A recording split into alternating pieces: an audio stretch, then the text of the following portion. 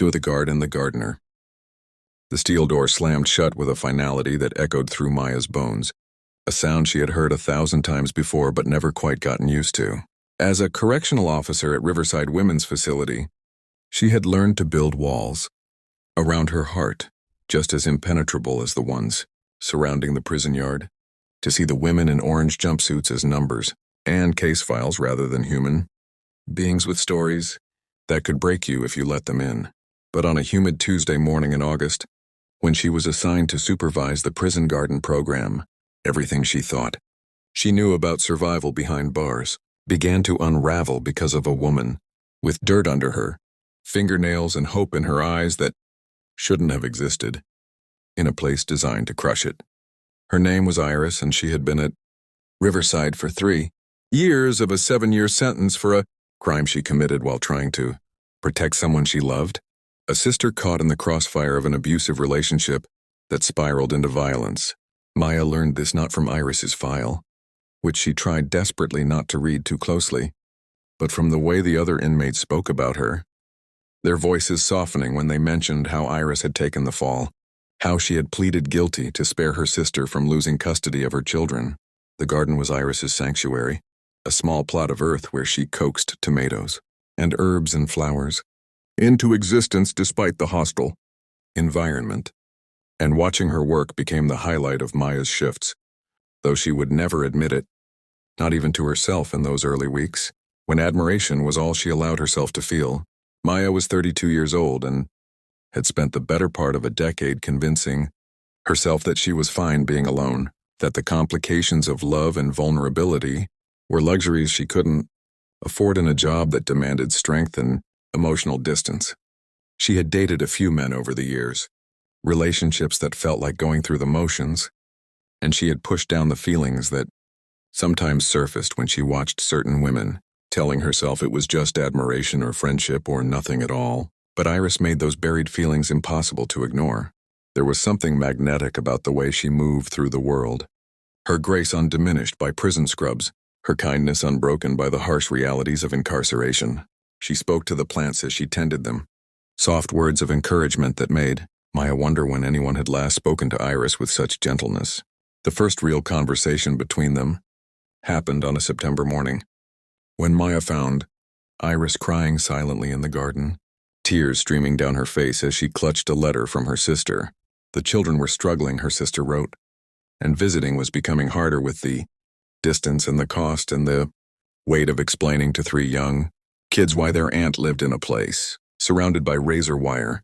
Maya knew she should have walked away, should have maintained the professional boundary that kept guards safe from manipulation and attachment. But instead she sat down on the bench beside Iris and asked if she was okay. A question so simple and yet so rarely asked in a place where vulnerability was seen as weakness. Iris looked at her with eyes that held oceans of sorrow and surprising warmth, and she said she was fine, just having a hard day. And then she thanked Maya for asking, her voice breaking on the words, because apparently no one had asked her that question in months. They sat together in silence for a few minutes, surrounded by the smell of basil and the buzz of bees, and something shifted between them in that moment, an understanding that passed without words, a recognition of each other's humanity in a system designed to strip it away. Maya stood up eventually, reminded Iris that she had 15 minutes left in the garden, and walked away with her heart pounding, knowing she had just crossed a line she couldn't uncross. The conversations grew more frequent after that, always brief and always under the guise of supervision, but they began to learn each other in fragments and stolen moments. Maya discovered that Iris had studied horticulture before her life fell apart, that she dreamed of opening a community garden one day, where at-risk kids could learn to grow things, to understand that beauty and nourishment could come from their own hands. Iris learned that Maya had wanted to be a teacher but needed the steady paycheck and benefits that came with corrections work, that she lived alone in a small apartment with a cat named Murphy, and that she had a sister too, estranged over something Iris never asked about and Maya never offered. They talked about books and childhood memories, and the small absurdities of daily life, conversations that felt dangerous in their normalcy, as if they were 2 people meeting under any other circumstances, at a coffee shop or a park, instead of on opposite sides of an insurmountable divide. Maya knew she was falling in love, and the realization terrified her because it threatened everything she had built: her career and her carefully constructed emotional armor and her sense of right and wrong. She tried to pull back, to assign herself to different posts and avoid the garden. But the prison wasn't big enough to escape Iris, and besides, her heart wasn't cooperating with her head's demands for self-preservation. She saw Iris in the cafeteria and the common areas, their eyes meeting across crowded rooms, and the connection between them felt like a live wire, dangerous and electric and impossible to ignore. The other officers hadn't noticed yet, or maybe they had and were waiting to see what Maya would do. But she knew time was running out on this secret thing growing between them. It was Iris who finally said what they were both thinking on a cold October afternoon, when the garden was nearly barren except for a few hardy plants refusing to surrender to the coming winter. She looked at Maya with devastating honesty and said she knew this was impossible, that she understood the risks and the rules, and the fundamental wrongness of what they felt, but that she couldn't pretend anymore. Couldn't act like Maya was just another guard and she was just another inmate. Maya felt her world tilt on its axis as Iris spoke, her voice steady despite the fear flickering in her eyes, and she knew she had a choice to make: to report this conversation and transfer immediately, or to admit the truth that was clawing its way out of her chest. She chose honesty, speaking in a whisper barely audible over the wind, telling Iris that she felt it too, this thing between them, and that she didn't know what to do about it except acknowledge that it existed and it was real and it was tearing her apart. They couldn't be together, not in any conventional sense, not while Iris wore orange and Maya wore a badge, but they found ways to exist in each other's orbits with intention rather than denial. Their conversations became the anchoring points of their days, moments of genuine connection in an environment starved of it. Maya bent rules she had never bent before, finding reasons to be assigned to the garden, looking the other way when Iris spent an extra few minutes tending plants, bringing her books from outside that weren't technically prohibited, but required paperwork. Maya quietly expedited.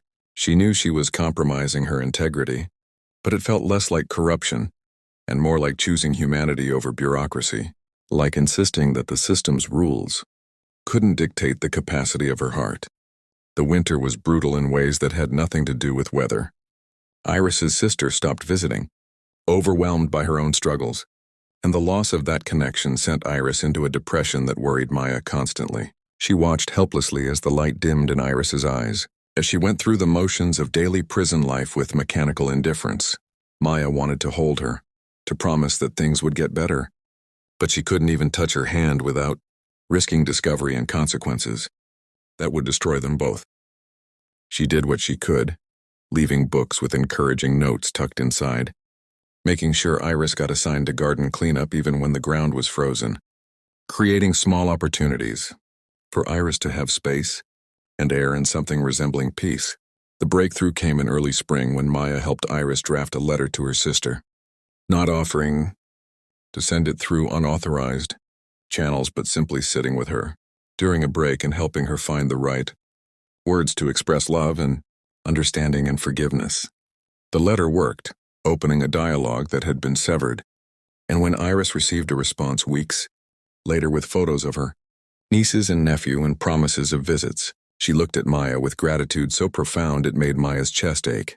They were standing by the fence that separated the garden from the yard, and Iris reached out as if to touch Maya's hand before catching herself, the aborted gesture hanging in the air, between them like everything they couldn't say and couldn't have.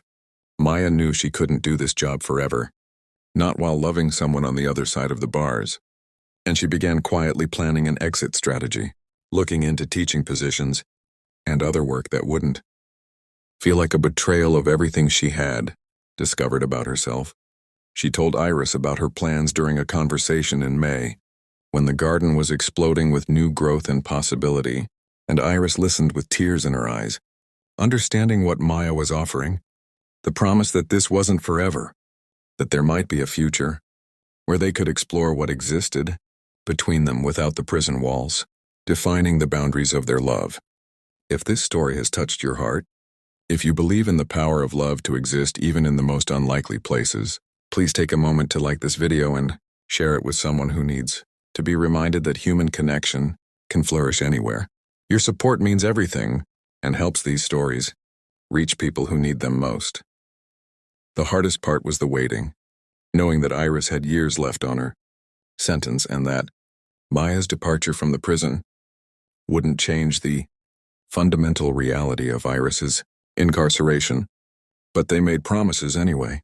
Quiet vows exchanged in the language of glances and carefully chosen words, commitments to wait and to hope and to believe that their story didn't end when Maya turned in her badge. Maya left Riverside on a sunny morning in August, exactly 1 year after she had first been assigned to the garden, and she looked back at the facility one last time, knowing Iris was in there somewhere, tending to plants and counting down days and holding on to the same hope that Maya carried with her into whatever came next. She found work teaching at a community college, filling her days with lesson plans and students, but she never stopped writing to Iris, letters that were approved and monitored but still allowed them to maintain the connection they had built. She visited when she could, sitting across from Iris in the visitation room with a table between them, talking about books and gardens and futures they were building in their imaginations. The other visitors probably wondered about them.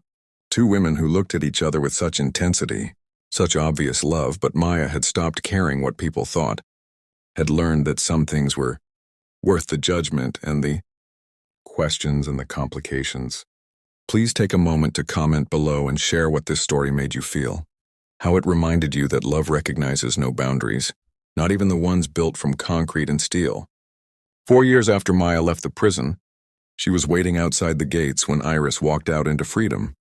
Her time served and her debt paid according to the state's calculations. They stood facing each other on the sidewalk, no bars between them and no rules forbidding what happened next. And Maya took Iris's hands in hers and held on like she would never let go. The community garden Iris had dreamed about became real 2 years later, a thriving space where they worked side by side, teaching kids and adults alike that growth was always possible, that beauty could emerge from the darkest soil, and that love, the real kind, the kind worth fighting for, was patient enough to wait and strong enough to survive anything, even the places designed to break it.